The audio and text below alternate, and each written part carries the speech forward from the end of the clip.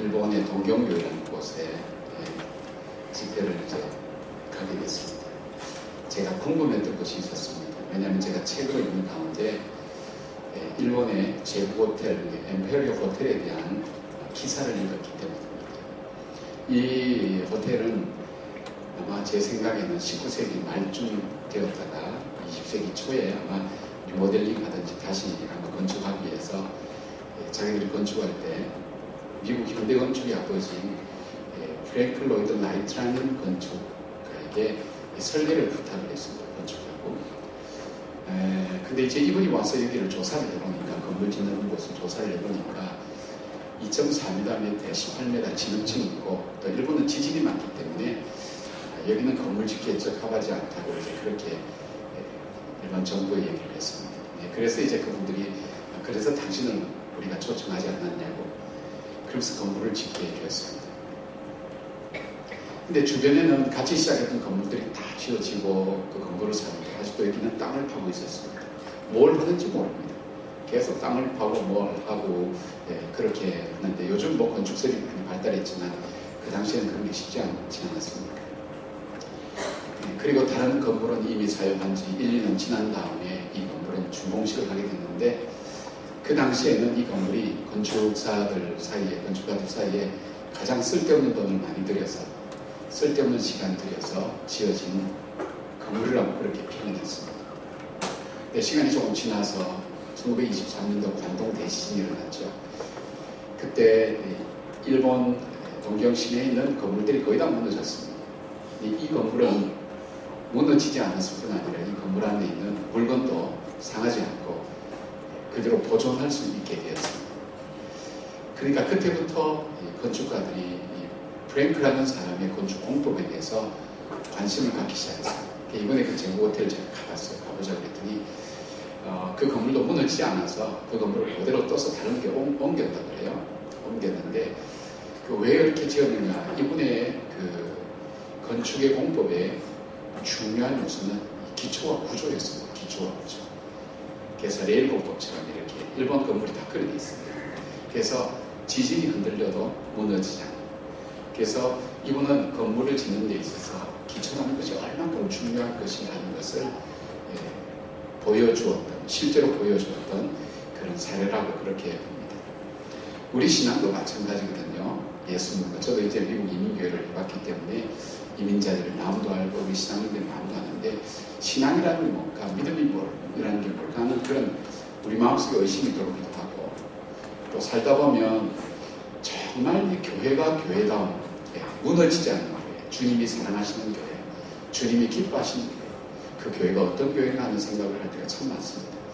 교회는 여러분 건물이라고 이렇게 얘기하지만 사실 건물은 보이는 교회고 우리 자신이 하나님 앞의 교회인데, 하나님 보시기에 참 아름다운 신앙인의 모습, 또 신앙인들이 모인 교회의 모습은 무엇일까 하는 부분이, 이 기초라는 것이 굉장히 중요합니다. 그래서 그 사람이 조금 높아지고 돈이 많아지고 건강해지거나 조금 어렵고 힘들거나 인간관계가 어려울 때는 자기 속에 포장된 것이 딱 벗겨지고 그 속에 있는 자기 격을 시작되어 있습니다.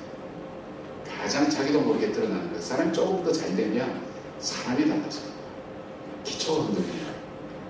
그래서 우리나라 초창기 선교사였던 헐버트 선교사님이 미국 선교부에 보고할 때 이렇게 보고했다 그래요. 한국 사람들 경수에는 유교가 지배하고, 우리 만남주에 몇 살이야? 보통 물어보잖아요.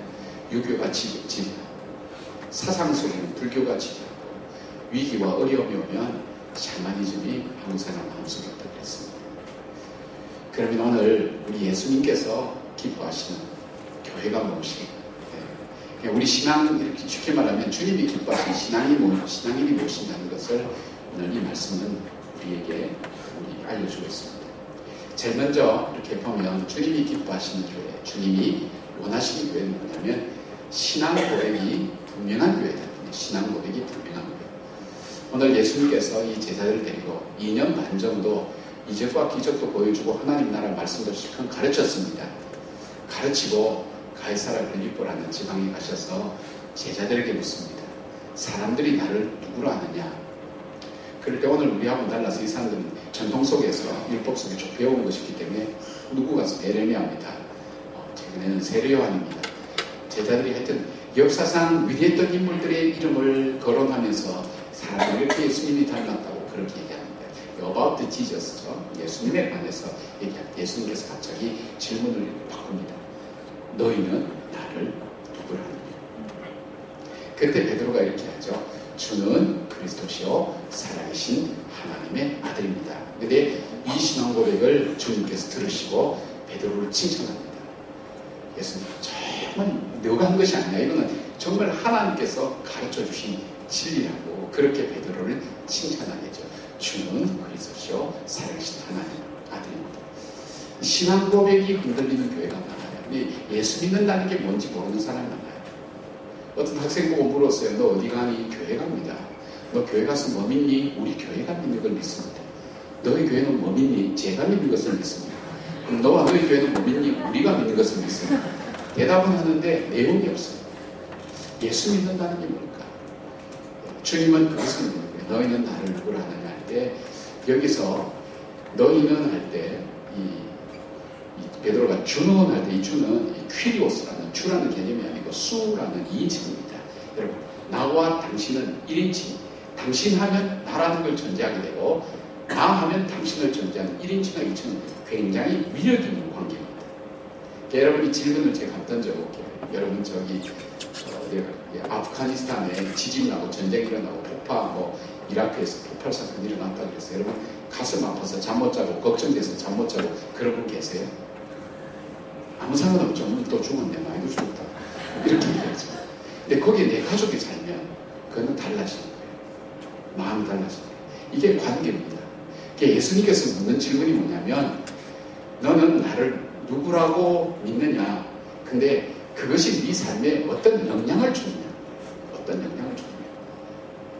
너는 나와의 관계가 어느 정도 되느냐? 물을 때 바른 신앙의 고백이 뭐냐면 주님께서 칭찬한 것은 주님은 바로 그리스도 되십니다. 그런 점. 주님, 그리스도 살아계신 하나님 아들입니다. 여러분 주님 이 고백이 우리 들 속에 있어요. 저에게는 반드시 이 고백에 대한 성경 공부를 하게 합니다. 제가 처음 교회 부임했더니 교회 20년, 30년, 40년 믿었던 분들이 이 고백에 대한 공부를 안 나타나요. 제가 얼마나 답답한지 누구든지 여기 올라오라고 5분만 얘기하면 당신이 구원받은 사람인지 아닌지 내가 분별해 주겠다고 했어요. 안 올라와요. 목사님 저도 신앙 고백에 대해서 고민합니다. 내가 어떻게 하면 하나님 앞에 다른 신앙 고백을 드릴까 고민하는데 20년, 30년, 40년 믿은 것이 그게 별로 없는 거 아니에요. 교회 보세요. 교회 어저께 하는 것이 다 목사 장로였어요. 신앙 생활 잘하는 사람들입니다. 근데 그들 속에 그 열심히 잘못될 때 교회를 어렵게 하고 자기 신앙을 잘못하게 되는 것을 봅니다. 자, 베드로를 한번 보세요. 베드로가 뭐라고 하냐면 주는 그리스도라는 것은 이건 굉장히 혁명적인 얘기입니다. 이스라엘 백성들이 살아오면서 그들 속에 인생을 살다 보니까 필요한 직업이 꼭 세 가지가 있었어요. 이 그리스도라는 것이 기름 부음을 받다는 거잖아요. 필요한 직업이 꼭 세 가지가 있었어요. 그것이 뭐냐면 제일 먼저 그들에게는 제사장이 필요했어요. 제사장.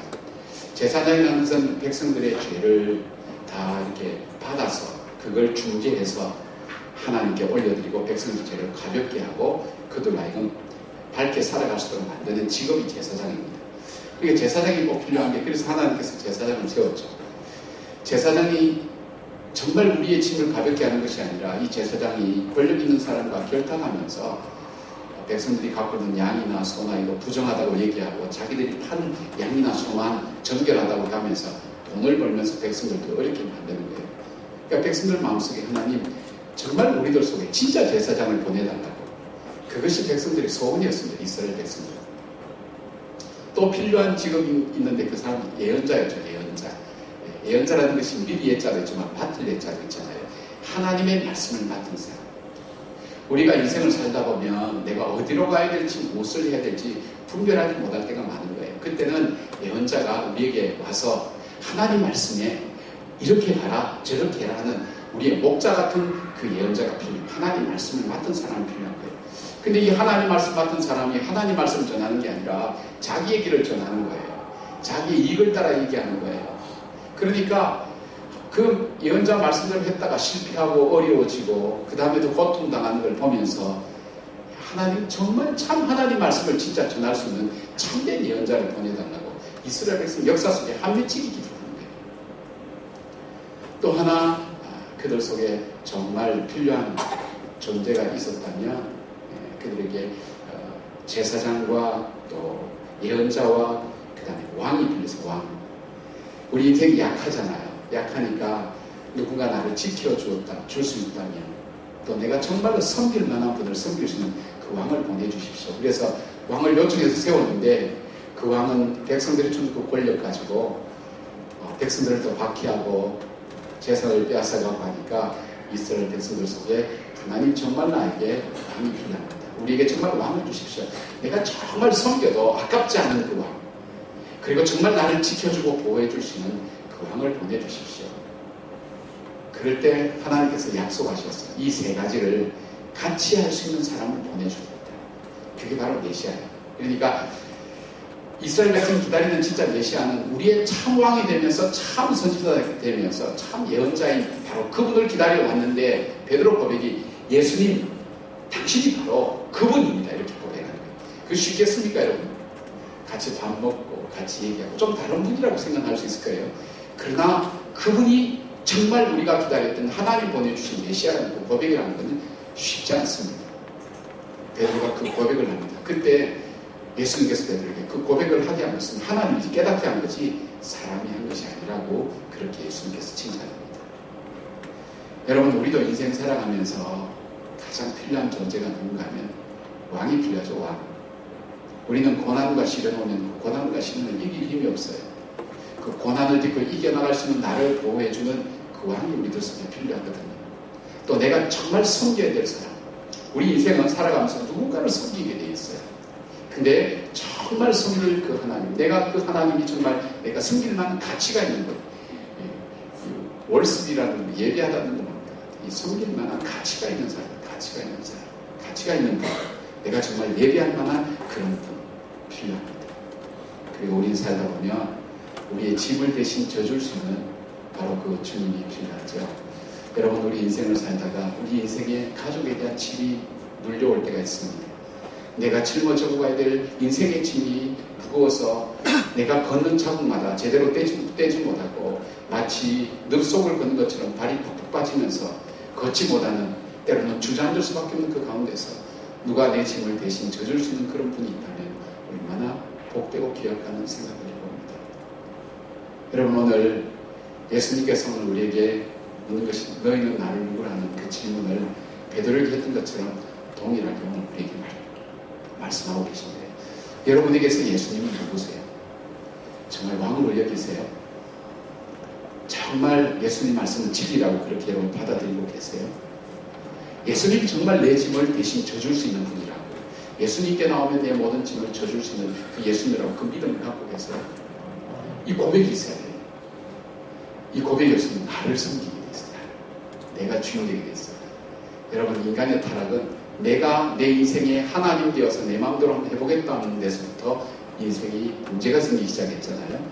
이거 불순종하는 거예요. 오늘 하나님께서 기뻐하시는 주님께서 기뻐하시는 교회 우리 이 성도들 속에 주님이 정말 나의 왕 되십니다. 나의 선지자 되십니다. 나의 제사장 되십니다. 이 고백을 진심으로 들을 수 있다면 그 사람은 흔들리지 않아요. 여러분 다윗 보세요. 다윗의 인생을 보면 기가 막히잖아요. 크면서 집에서 아들 대우도 못 받았어요. 사무엘이 왕을 세우러 왔는데 이 아들은 저 들에서 양치야 했단 말이에요.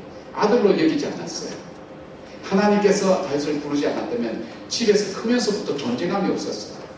그가 골리앗을 물리쳤지만 왕의 사회가 됐지만 어떻게 됐으면 왕이 자기 본 앞에서 자기 아내를 뺏어서 남에게 시집 보내버리는 거예요. 자기 사랑하는 친구 죽어요. 자기의 장인어른한테 이스라엘 왕에게 쫓겨서 도망다니는데 어디까지 도망가는가 하면 심지어는 골리앗, 자기가 죽은 골리앗 그 나라 블레셋에까지 숨어 들어갈 수밖에 없는 이 세상에 그가 구할 것도 없고 쉴 것도 없었어요. 그가 돌아왔어요. 아둘람 굴이라는 굴 속에 들어갔어요. 그랬더니 기가 막힌 일이 일어난 거예요. 원통하고 억울하고 빚진 사람들 400명이 몰려와서 우리도 밥 먹여달라고 사실 온 거예요. 굴이라고 해서 여러분 낭만적으로 생각하지 마십시오. 용변 문제, 물 마시는 문제, 먹는 문제 어떻게 해결할까요? 그 광야에서. 여러분 이스라엘 한번 가보세요. 저는 금년초에 처음 가봤는데 해결 못해요. 그 사람들 400명과 함께 절망적인 사건과 고통과 아픔 가지고 살아갈 수밖에 없는 한 맺힌 사람들이 400명이 굴속에 모였단 말이에요. 근데 다윗이 뭐예요? 여호와는 나의 반석이라고 했어요. 오늘 내가 내 인생은 늪 속에 있는 것처럼 허우적거리고 바로 설 수 없단 말이에요. 제가 지금 이 자리에 바로 서 있는 것도 이것이 반석처럼 단단하기 때문에 이 자리에 바로 설 수 있단 말이에요. 이게 늪 같으면 이렇게 푹 빠질 수밖에 없는 거예요. 여러분 우리 인생이 살다 보면 바로 서지 못해서 비틀비틀할 때가 얼마나 많은지 몰라요. 다윗이 이렇게 보면 여호와는 나의 반석이시오. 여러분 다윗이 왕이 됐지만 자기 큰아들이 막내딸을 범합니다. 그러니까 둘째가 소기성에서 큰아들을 죽입니다. 그리고 도망갑니다. 다윗은 졸지에 다 잃어버린 거예요.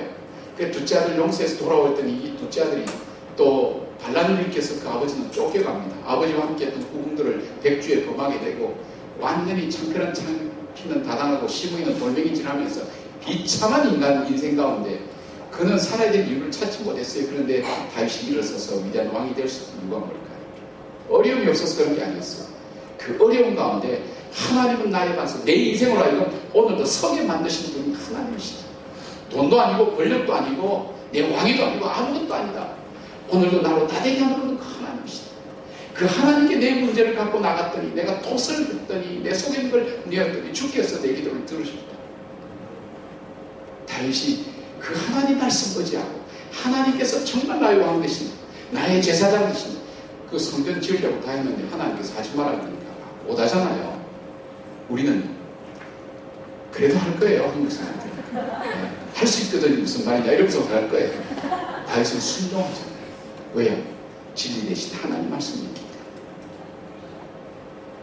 주께서 멈추라고 할 때 멈추시면서요. 여러분 이 신앙생활이 참 어려운 거예요. 전 나가서 싸우라는 것도 중요하지만 엘리야기 그랬죠. 너는 시내가에서 숨으라고 그랬죠. 얼마나 인간적으로 비참하고 비겁하게 보이고 자존심 상하게 만들고 그러나 숨는 이 용기가 더 힘든 거예요. 하나님 앞에서 그 주님을 나의 왕이요 제사장이요 선지자로 여기기 때문에 하나님 말씀을 듣고 하나님 말씀 앞에 순종하는 것을 봅니다. 여러분 이런 바른 신앙 고백을 가진 사람의 특징이 뭐냐면 말씀을 공부합니다. 말씀을 봅니다. 큐티를 합니다. 하나님 오늘 나에게 내 삶 속에 주님 뭐라고 말씀하신지 그 말씀 앞에 귀를 기울입니다. 예배는 그냥 와서 습관적으로 드리는 게 아닙니다. 예배에 대한 감격과 예배에 대한 긴장감이 없어지기 시작하면 그때부터 우리의 삶은 신앙은 뭔가 병들기 시작한다는 거예요. 하나님 말씀을 삼하고 말씀을 공부하기 시작합니다. 그러면서 하나님 뜻이 무엇인지를 찾기 시작합니다. 여러분 호세아가 뭐라 그랬어요? 우리가 여호와께로 돌아가자. 우리가 여호와를 힘써 알자 그랬어요. 여러분 이스라엘 나라에 지금 세계에서 가장 머리 좋은 민족이 유대인이라고 그러는데 그들이 왜 나라가 망한 이유를 모르겠어요. 이 나라 위기와 어려움이 왔을 때에 왜 그걸 모르겠어요. 국방의 문제다. 우리도 미사일 도입해야 된다. 경제가 문제다. 경제를 살려야 된다. 전문가들이 많았지만 호세아는 그렇게 얘기하지 않았어요. 우리가 여호와께로 돌아가자. 우리가 이 위기와 어려움을 극복하는 것은 여호와를 힘써 알자. 하나님이 누구신지를 알 때 우리가 이 위기와 어려움을 극복하게 됩니다. 그렇게 고백하면서 이스라엘 백성들에게 회복의 시작을 알려줬던 것입니다. 사랑하는 여러분, 여러분 속에 주님은 나의 왕입니다. 나의 제사장입니다. 나의 선지자입니다. 이 고백이 분명하게 주님 앞에 드려지는 그런 성도들 되기를 바랍니다. 두 번째 주님께서 기뻐하시는 또 하나의 교회의 모습이 뭐냐? 저와 여러분 모습이 뭐냐? 내 교회를 세우는 것입니다. 내 교회를 세우는. 그럼 내 교회라는 건 나의 교회예요? 아니면 주님의 교회예요? 그러니까 이 대답을 못하는 거 보니까 전부 다 내 교회. 주인의식은 좋습니다. 교회가 내 교회다. 이 주인의식은 좋은데 여러분 내 것이 아니에요. 내 것이 아니에요. 내 교회는 주님의 교회예요. 주님의 교회. 자, 주님의 교회라고 하면 어떻게 될까요? 나는 누굴 거예요? 나는 내 거죠. 내 거라 그러면 좋은데 여러분 내 거면 내 마음대로 해야 돼요. 여러분 인생 여러분 마음대로 해요? 여러분 요만한 마음 요만한 거밖에 안 되는데 요거 내 마음대로 해요. 그래서 나온 노래가 뭐예요? 내 마음 나도 몰라. 네? 나도 네 마음대로 못해. 내 거 아니에요 여러분. 내 거 아니에요. 성경은 이렇게 얘기해요. 너희는 허물과 죄로 이미 죽었다 그랬어. 죽었다. 죽은 나를 주님께서 값주고 사셨어요. 무슨 값을 치렀어요? 하나님의 아들 독생자 예수 그리스도를 피 흘려서 그 죄값을 치르시고 우리를 사셨어요. 그러니까 우리는 누구예요? 내 거는 주님의 거예요. 내 교회를 세운다는 것은 우리 자신이 주님의 거예요. 그러니까 내 물질, 내 시간, 내 건강, 내 생명 이것이 내 것이 아니라 주님의 것이다. 제가 지난주에 며칠 전에 우리 청년들하고 국내 성지순례 하는 곳이 있어요. 이 박사님 다니는데 굉장히 청년들에게 지금 요즘 청년들을 새롭게 만들 수 있는 것 같은데 굉장히 많은 은혜를 받았죠. 손영원 목사님이 예양원 교회 갔는데 그 두 아들 죽인 그 원수를 아들로 삼잖아요. 안재성이라는 사람. 근데 이 사람이 지 인생 지 마음대로 못하는 거예요. 주의 시선이 따갑습니다. 죽고 싶습니다. 어떨 때는 인간적인 욕심 가지고 죄 짓고 싶습니다. 마음대로 못하는 거예요. 왜요? 이미 자기는 죽었어요. 사형같이 당했어야 돼요. 그런데 그 목사님이 오셔서 자기를 살려서 아들 삼았단 말이에요. 자기는 그분의 생명이에요. 그분의 거예요. 자기가 죽고 싶은데 너무 괴로워서 죽지 못하는 거예요. 왜? 내 거 아니니까. 내 인생 내 거 아니에요. 주님께서 오늘도 말씀하세요. 네 인생 너 거 아니야. 네 자녀 네 거 아니야. 네 물질 네 거 아니야. 네 생명 네 거 아니야. 내 교회를 세운다. 어떨 때? 주는 그리스도시요 살아계신 하나님 아들이라는 이 고백 위에 내 교회를 세운다. 우리는 오늘 주님의 것이니 주님이니까. 이 고백에 왜? 우리는 허물과 죄로 이미 죽었어요. 그래서 우리는 성경에서 신학적으로 얘기해요. 우리는 죄인에서 의인이다. 주께서 나를 살리셔서 하나님의 자녀 삼으셨으니까 나는 주님의 뜻대로 살아야 되는 사람이에요. 내 걸 내가 주장을 못하는 거예요. 진호야 미안해라는 그 책이 나오면서 이 어머니가 유명한데 이 어머니는 그 3대 독자니까 3대 독자의 이 아들을 낳습니다. 남편이 의사고. 그러니까 이분도 꿈이 많았겠죠. 결혼해서 아이를 낳는데 아들 낳는데 얼마나 인물도 좋고 괜찮은지 인생의 행복이 나에게 이제 앞으로 전개되는구나 전부 다 꿈꾸면서 그렇게 살잖아요. 어느 날 이 아이가 말을 안 합니다. 이상합니다. 보니까 자폐아는 장애인이라는 것을 발견하게 됩니다. 여러분 갑작스러운 인생에 있어서 불행이 어려움이 나하고는 상관없는 것처럼 그렇게 살아갑니다. 근데 어느 날 나에게 닥쳐온 그 어려움 보면서 고민하기 시작하는 거예요. 그 고민의 공통점이 뭐냐면 Why me? 왜 나냐? 그리고 또 하나는 언제까지? 두 가지 질문을 공통적으로 하게 돼서 왜 나냐? 이 의문이 안 풀리는 거예요. 여러분들 어려움을 겪게 되면 어려움 자체보다도 어려움의 이유를 모르는 것이 더 고통스러운 거예요. 어려움보다도 그 어려움 앞에 내가 이걸 감당해 나가야 된다는 외로움이 어려움 속에 더 큰 어려움을 당하는 거예요. 이 어머니가 괴로운 거예요. 내 인생 속에 왜 인생의 출발부터 내가 가장 사랑하는 저 아들이 장애인으로 태어나야 되는가. 그때부터 고통합니다. 주변에서 이제 전도도 하겠죠. 아파트에서 떨어져 죽는 사람들 보면 심정이 이해가 되잖아요. 그는 어느 날 어느 모임에 갔다가 와서 망연자실하면서 이제는 더 이상 살 힘이 없다고 생각하는 순간에 성령께서 그 마음을 터치해주시고 진호대가 더 아들 아니야. 내가 이 땅에 이 아들을 이런 모습으로 이 땅에 보내야 되는데 너에게 맡기고 싶다. 너가 잘 감당할 것 같아서 너에게 맡기고 싶어서 보냈다. 그때부터 자유가 합니다. 내 자녀라고 생각해. 내 것이 아니었구나. 하나님의 작품이었구나. 하나님의 사랑. 비록 어떤 모습으로 왔든 이 자녀에게 하나님의 거룩함을 나타내고 하나님의 아름다움이 나타날 수 있도록 내가 최선을 다해야 되겠다. 그 삶이 바뀐 거예요. 이 어머니가 얼마나 공부를 열심히 했냐면요. 장애인에서 웬만한 장애인 교수보다 나아요. 그리고 수원에 있는 그 김정환 목사님 하신 초등학교에 이 아들을 입학시키고 공부시켜서 꽤 됐죠. 이제는 체코에 있는 장애인 수영 선수권대회에서 금메달 따들었겠네요. 금메달보다도 더 큰 것은 내 인생의 주인, 내 삶의 주인, 내 것이 아니라는 그 고백을 날마다 드리며 살게 된 거예요. 이민교회에서 있었던 얘기예요. 이민교회에서 실제 있었다고 해요. 미국 어떤 분이 큰 피아노를 하나 기증했어요. 그래서 피아노가 됐어요. 그래서 그런 놈이 이민교회는 보통 보면 이렇게 큰 교회가 사실 많이 없거든. 여러분, 우리 교회 너무 작았던데 여러분 큰 교회입니다. 굉장히 큰 교회. 저도 이렇게 만약에 이렇게 큰 교회 있을 거라고 저는 생각하고 있었어요. 근데 이 피아노 놓는 게 참 위치가 애매하거든요.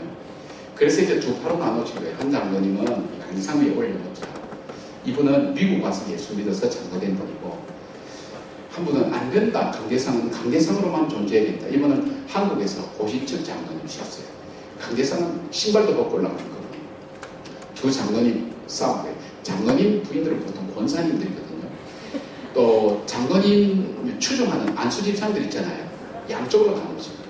교회가 결국 피아노를 강대상 위에 올려놓느냐 밑에 내려놓느냐. 왜냐하면 피아노라는 게 악기일 뿐인데 이 위에 펠이라는데 잘 위치해서 잘 놓도록 공간 활용도 잘 해야지. 무슨 소리냐. 강단은 강단이다. 둘 다 맞죠. 교회가 두 쪽 난 거예요. 그리고 이제 한 몇 년 좀 지나서 이 장로님들의 모임이 슈퍼에서 만났대요. 악수하면서. 장로님, 그때 장로님 피아노를 위에 올리자 그랬나요? 내가 올리자 그랬나요? 네? 비본질적인 것들을 싸웁니다. 내가 주인이라고 생각해. 내가 내 인생의 주인이라고 생각합니다. 그래서 하나님께서 우리에게 말씀하신 수 있어요. 네 생명이 네 것이 아니라는 고백을 생활 속에 드려라. 그것이 뭔지 아세요? 예배입니다. 여러분 예배 드리는 시간 지키는 거 어려워요. 여러분 내가 예배 시간을 지키는 것 같은데 인생을 가만히 살다 보면 예배 시간이 나를 지켜줍니다. 저는 그 경험 많이 해요. 예배가 없었다면 저도 벌써 죽었을 거예요. 그 예배 시간이 나를 지켜주더라고요. 시간의 주인이 하나님이시다. 여러분, 저와 여러분 우리는 시간 속에 살아가요. 오늘 이 시간은요, 우리 인생의 처음 시간이자 마지막 시간이에요. 다시 연습이 없어요. 시간이 끝나면 우리 인생도 끝나는 거예요. 우리 시간 다 쓰면 우리 인생 끝나는 거예요. 근데 이 생명이 정말 하나님 것이구나. 그 고백을 하나님은 우리의 삶 가운데서 받기를 원하세요. 절기를 그래서 주님 만드시는 거예요. 그게 뭐냐면 예배예요. 예배 시간. 이건 내 시간 아니에요. 하나님께서 내 인생의 주인이고 내 생명의 주인이라는 것을 생활 속에서 보여주는 것이 바로 예배 시간을 정확하게 하나님 앞에 드리는 거예요. 옛날에는 주일 전체를 말씀했는데 주일 전체도 중요하지만 우리가 주일만 거룩한 날이 아니라 우리 살아가는 삶 단체가 중요하지만 특히 우리가 예배드리는 이 시간을 귀하게 여기는 바로 이 신앙의 고백. 이것이 바로 주님, 내 생명의 주인이 주님이시라는 고백에 눈에 보이는 고백이에요. 이 부분은 고백합니다. 그 다음 하나님 나에게 이 풍성함을 주셨습니다. 나올 때 빈손으로 나왔잖아요. 우리가 뭘 갖고 나오셨어요? 유명한 소매치기 부모님을 둔 아이가 나올 때 애를 쭉 손잡잖아요. 딱 펴보니까 반지가 있더래요. 보니까 자기를 받은 산파의 반지를 빼앗아서 이렇게 쥐고 나온 거예요. 근데 그것도 갖고 나온 건 아니에요. 나와서 잡은 거지. 네, 재밌는 이야기. 우리는 갖고 온 게 하나도 없어요. 우리에게 주신 자녀, 물질. 이거 우리 것 아니라는 증거가 뭘까요? 우리 생활 속 고백이 뭡니까? 11조예요. 참 이 물질이라는 것이 참 무서운 거예요. 성경에 하나님과 재물을 겸하여 섬길 수 없다는 말이 예수님께서 그러셨잖아요. 이거 정말 진리라고 생각해요. 물질은요, 원래 비인칭이에요. 인칭, 사람에게 쓰지 않는 명사예요. 물질, 멤몬이라는 것은. 근데 이거는 인칭 명사를 써요. 사람에게 인격체에 쓰는 이 명사를 써요. 왜냐하면 돈은 우리에게 기쁨을 줘요. 돈은 우리에게 두려움도 줘요. 돈은 우리에게 용기도 줘요. 인격체가 줄 수 있는 것을 돈이 주니까 어떻게 해요? 사람들은 돈이 주는 게 있어요. 한국에 보세요, 여러분. 60년 동안 같이 애 놓고 같이 살던 부부가, 부인이 돈이 필요해서 남편 자는데 방에 불을 질렀어. 근데 자기도 못 빠져나와서 같이 죽은 거예요. 그 돈 때문에 자기를 낳아준 어머니와 형님을 죽였어요. 심내 크게 났죠. 뭐 때문에? 돈 때문에. 돈 때문에 자기 인생 다 망치는 거예요. 뭐예요? 자기 인생의 주인은 돈이라고 생각하는 거예요. 우리가 11조를 드리는 것 같지만 11조가 나를 지키는 거예요. 재정에 대해서 늘 이거 내 거 아니지. 하나님 것이지. 귀하게 여기는 거예요. 저에게 이런 질문 많이 해요. 목사님, 교회 11조 제대로 안 드리는데 저 드려도 교회가 없는데 차라리 제가 시골에 있는 이 교회에 제 11조를 보내겠습니다. 그런 질문을 많이 해요. 의미 있는 곳에 보내겠습니다. 여러분, 11조는 돈이 아니에요. 하나님의 절대 주권에 대한 인정이에요. 내가 시골교회 돈을 보내면 내 돈이 가면 하나님의 그 교회를 내 돈으로 풍성하게 하고 살린다는 인간적인 의지가 내 속에 있는 거예요. 11조 내가 하나님께 온전히 드리는 거, 어떤 분들 11조 때가 거기서 감사금하고 뭐 주일원금하고 다 하더라고요. 아니요, 11조 될 거 아니에요. 하나님의 것입니다. 이게 왜 중요한가 하면 11조를 구별하여 드리는 마음속에 돈을 컨트롤할 수 있는 능력을 하나님께서 보여주시는 거예요. 돈이 나를 지배하지 않아요. 하나님 앞에 드려지는 그 삶. 내 인생 내 거 아니에요. 내가 가진 내 자녀들, 내 가정. 여러분 뜻대로 가정이 됐다면 가정 지금까지 유지될까요? 저는 제 뜻대로 됐으면 우리 가정 박살났어요. 하나님께서 제 뜻대로 못하도록 막았어요. 지나고 나면 이게 잘못됐구나 하는 걸 뒤에 알았어요. 그런 시행착오들을 얼마나 많이 겪어요. 내 자식 내 마음대로 됐으면요, 이 아이 지금 어떻게 됐을지도 몰라요. 하나님께서 만드셨어요. 그걸 생활 속에서 고백하는 거예요.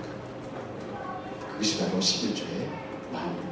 이스라엘 백성들이 11조와 주님께서 지키기로 원한 절기를 잃어버리기 시작할 때 그 신앙들이 타락하기 시작했어요. 구약 읽어보세요. 이스라엘 백성의 타락의 구체적인 증거, 감정 정서적인 그 특징은요, 감사가 사라지기 시작했고, 생활 속에 나타나는 것은 여호와의 절기와 하나님 앞에 드리는 온전히 드린 제물, 그래서 성경과 하나님 역사가 일어나는 것을 드리지 않았어요. 그것이 바로 타락의 역사가 이루어진 거예요. 여러분, 오늘 우리가 다시 한번 하나님, 내 인생은 내 것이 아닙니다, 주님의 것입니다는 그 고백이 우리들 속에 들려져야 돼요. 그 드림의 특징이 뭐라 그랬어요? 예배 시간, 그리고 하나님 앞에 드려지는 11조의 개념. 11조를 돈으로 생각하면 저 목사가 부흥 강사가 와가지고 드디어 첫날부터 돈 내기 시작합니다. 전 저희 교회에서 헌금 내기 안 해요. 헌금 설교 안 합니다. 지금까지도 그래 왔습니다. 신앙이 자라면, 이것을 알게 되면 하나님 앞에 드리기 시작해요. 많다고 드리는 거 아니에요. 내 마음의 신앙의 고백이. 성수주일도 마찬가지, 주님 앞에 봉사하는 것도 마찬가지. 얼마나 하나님 앞에 드려진 고백입니다. 세 번째, 시간이 많이 가서 제가 자세히 말씀 못 드리겠어요. 세 번째는 영혼 구원에 초점 맞추는 거예요. 영혼 구원. 여기 보니까 예수님께서 뭐라고 말씀하십니까? 내가 천국 열쇠를 내게 주기 그랬어요. 땅에서 매면, 땅에서 풀면 하늘도 함께 워킹하는, 함께 같이 워킹하는 그것이 이제 바로는 영혼에 대한 구원이에요. 교회가 전도와 영혼 구원에 초점 맞추지 않으면 교회가 아닙니다, 여러분. 자, 여러분, 약국에 갔어요. 저는 이제 아주 재밌는 이상한 그 고집 같은 게, 좋은 고집은 아닌데, 어릴 때부터 먹었던 활명수가 들어가야 소화가 된다고 믿는 사람이에요. 아주 이상한 믿음을 갖고 있어요. 또 배가 아플 때 약국에 가요. 이 활명수 좀 달라 그러면 활명수는 없고요, 딴 거 제가 모르는 회사. 그러니까 이게 저도 뭔가 잘못됐지만, 근데 제 마음속에 하여튼 생각이 돼요. 활명수 뭐 딴 걸 막 보내요. 그러면 말고요, 활명수죠. 전 활명수가 잘 들어요. 그러면 없는데요. 그러면 나와요. 나오면서 뭐라 그럴까요? 한 두 번 그러면요, 그 약국저 다시 안 가요. 내가 정말 절박할 때 가서 찾았던 것이 없는 거예요. 교회 사람들이 왜 오겠어요? 여기 와서 뭘 찾았어요? 사업하러 온 사람도 있어요. 교제하러 온 사람도 있어요. 그러나 우리 영혼이 진짜 공부하고 고통스러우면 정말 여기서 내가 진정한 사람을 좀 찾아야 되겠다. 현대인은 세 가지 갈증이 있어요. 러빙 헝그리, 터칭 헝그리. 우리에게 주어지는 정말 토킹 헝그리. 내가 내 말을 진실로 들어줄 사람이 없어요. 내가 정말로 진실로 내 얘기를 할 만한 사람도 없는 거예요. 내가 정말 내 마음에, 내 삶에 터치해주는 그 터치가 없는 거예요. 진정한 사랑을 찾아볼 수 없는 거예요. 교회에서 와서 뭘 찾을 거예요, 여러분? 교회 와서 옷 잘 입은 사람 찾느냐? 높은 사람 찾느냐? 주님께서 그랬죠. 여러분, 교회 와서 뭘 찾으세요? 친구 찾으세요? 아니요. 우리 영혼이 정말 갈급하면 이 교회에서 찾는, 정말 나에게, 나보다 나를 더 사랑하는, 내 영혼을 귀하게 믿는, 내 영혼에 정말 양식과 힘을 얻을 수 있는 바로 그런 교회를 찾는데, 와보니까 교회가 날 건축하자, 뭐 어디 놀러 가자, 서로 막 파로 나눠지고 싸우고 그러면 그 사람들이 교회에 대해서 찾아야 될 것을 찾지 못하고 나가는 거예요. 정말 주님께서 찾는 것이 저와 이런 마음속에 영혼 구원에 대한 그 마음이 있어요. 저희 교회는 전통교회입니다. 전통교회인데 전도를 제가 직접 안 해요. 달리 만드는 것입니다. 설교를 이렇게 하면 믿는 사람이나 안 믿는 사람이 방송국을 많이 들어와요. 근데 믿는 사람하고 믿지 않는 사람하고 오는 비율이 저렇게 한 반반 정도 나온다. 그것도 비율 굉장히 높은 거예요. 안 믿는 사람. 전도하게 해요. 우리에게 전도의 마음이 없으면, 영혼을 바라보는 그 뜨거운 마음이 없으면 그 사람 더 이상 하나님의 사람이 아니에요. 영혼에 대한 갈증이 있어요. 여러분, 당자와 그 큰아들과 작은아들에 있어서 여러분 아실 때 그 큰아들에 대해서 주님께서 가졌던 마음이 뭘까요? 작은아들이 나갔을 때 주님께서 큰아들에게 가졌던 마음은 네가 집에서만 일 열심히 하지 말고 그 아버지가 밖에 나가서 그 아들 올 때까지 바라보는 것처럼 자기가 보따리를 사서 나가서 그 작은아들을 찾아오는 바로 그 형을 하나님은 기대하는 거예요. 그 아버지는 기대하는 거예요. 그 아들이 돌아왔을 때에는 형에게 기대하는 게 뭘까요? 돌아온 아들 다시 나가지 않도록 사랑해 주는 거예요. 그래서 주님의 계명과 사명이 전도와 사랑이에요. 그 아버지의 마음을 몰랐던 바리새인을 향해서 주님 뭐라 그랬어요? 이 독사의 자식들아. 하나님 마음을 우리가 하나님 마음. 우리 하나님 우리에게 원하는 것이 정말 한 영혼을 구원하는 거예요. 왜요? 음부의 권세가 믿지 않는 사람을 하나님을 알지 못하고 잡아가는 삼키는 그런 시대 속에 어떻게 성경 뭐라고 표현했어요? 우는 사자처럼. 여러분 동물의 왕국 보면 사자나 이렇게 치타 같은 게 숨어있다가 숲에 가만히 있다가 팍 나타나는 우는 사자처럼 조금만 틈이 있으면 낙심케 하고 절망케 해서 하나님으로부터 멀어지게 만든 그들 속에 정말 그들 영혼이 하나님 앞에 살아나갈 수 있도록 교회가 영혼 구원에 대한 초점 맞출 때 교회가 건강해집니다. 저희 교회가 이렇게 급성장하는 교회는 아니에요. 저희 교회 한국교회 나오는 소문이 이렇게 있는데 저 교회는 건강한 교회다. 그런 소문이 지금 조금씩 나고 있거든요. 우리 교회들이 훌륭해서 그렇죠. 네. 근데 그런 소문이 날 수 있는 이유가 있다면 영혼에 대한 우리 관심 계속 안 놓치려고 해요. 그거 놓으면 나도 죽고 교회도 죽게 돼 있어요. 그리고 내가 영혼을 구원하고 전도하게 될 때 그것은 바로 하늘에 메이고 풀리는 역사를 하나님께서 하시는데 그 열쇠를 보면 우리에게 맡겼습니다. 여러분의 입술을 통해서 삶을 통해서 바로 이곳에 여러분 교회 생활하는 우리 교회들은 외국에 나와 이민 생활해도 죄를 지어도 그래도 안전지대 안에서 죄를 짓습니다. 교회 생활 밖에서 교회 생활하는 교회 밖에 생활하는 사람은 잘 살아도 위험한 지대에서 살고 있어요. 전 제가 전공이 상담이기 때문에 잘 자란, 괜찮은 가정에서 자란 불량 소년이나 소녀하고 가정이 어려운 바닥에서 자란 착한 소년과 소녀 중에 누가 더 위험한 줄 아세요? 집안이 건강하게 잘 자란 애들은 불량해서 나가도 쉽게 잘 돌아옵니다. 그러나 가정 환경이 어렵고 힘든 바탕이 어려운 가운데 있는 아이는 잘 자라도 위기 어려움 앞에 잘 넘어져요. 한번 넘어지면 돌아오기가 참 힘들어요. 많이 봐요, 여러분. 신앙생활의 테두리 안에 있다는 것이 얼마큼 중요한지 몰라요. 매주 듣는 이 말씀해 볼 것이 아니에요.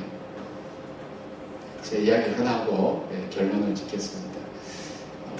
일본이 이렇게 예화가 이렇게 두 가지 설이 있는데 저는 일본의 예를 드는 것이 좋을 것 같다고 생각해요. 일본이 이제 전후에 건물이 다 무너지고 이제 높은 호텔, 여기 호텔 굉장히 높더라고요. 높은 호텔이 있는데 하나밖에 없었어요.